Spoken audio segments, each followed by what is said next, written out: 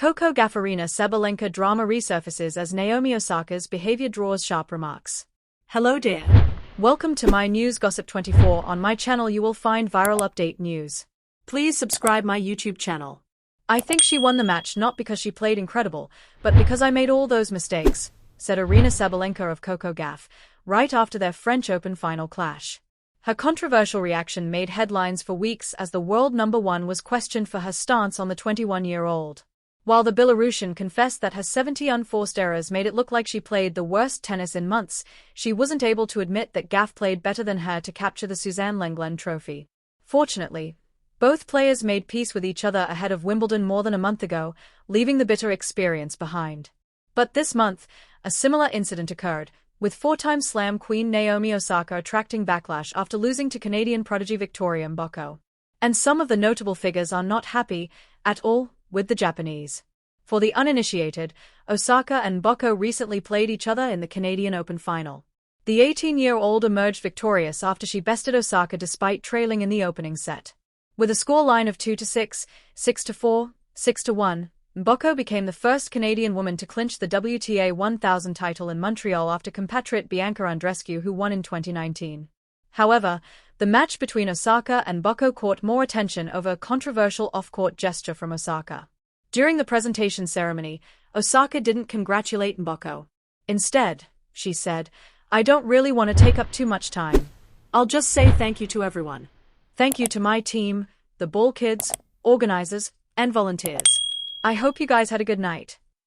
Now, former WTA icon Rennie Stubbs has come out to criticize Osaka's post-match remarks, especially toward Mboko, who said she always looked up to her, Osaka, when I was really little.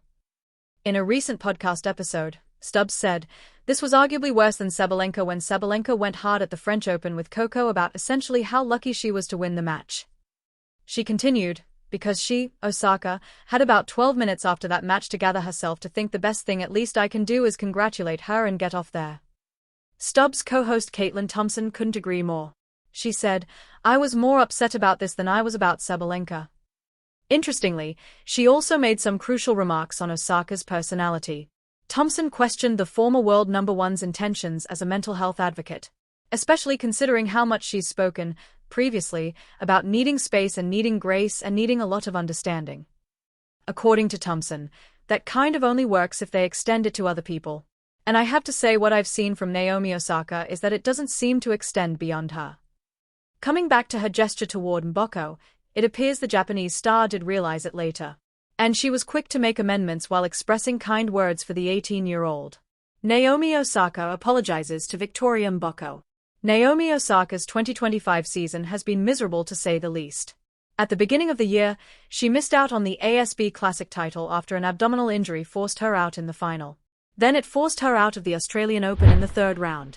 Later, her inconsistency across most of the events became very much evident. She's not been able to make a lot of deep runs so far. The defeat against Mboko was perhaps the final nail in the coffin, with her post-match snub the unintended consequence. However, Osaka was quick to correct course in the aftermath. Hours after the final, the four-time Slam winner took to Instagram threads to clear the air. While issuing an apology to the Canadian teenager, she wrote, "Thanks Montreal, it's been a really great run. I also want to say sorry and congratulations to Victoria. You played a great match and have an amazing career ahead. I realize I didn't congratulate you on the court." Later, during a media interaction, she reiterated her sentiments toward Mboko, saying, "I don't know why my emotions flipped so quickly, but I'm really happy to have played the final." Commending the teenager, she added, "I think Victoria played really well and I completely forgot to congratulate her on the court, but, yeah, she did really amazing."